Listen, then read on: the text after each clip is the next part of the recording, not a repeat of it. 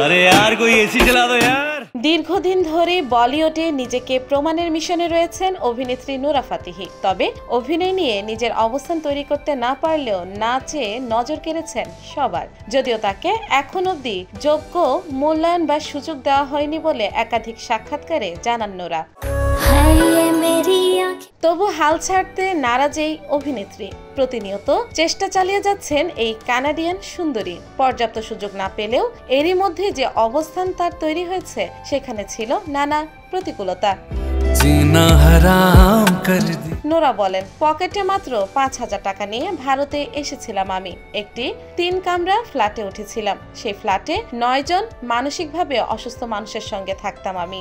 আমার ঘরে আরো ২টি মেয়ে থাকতো। সেই সময় ভাবতাম আমি কোথায় এসে পড়লাম। এখনো ভাবলে ভয় লাগে। খুব কঠিন সময় ছিল সেটা। এই লড়াইও খুব কষ্টের ছিল।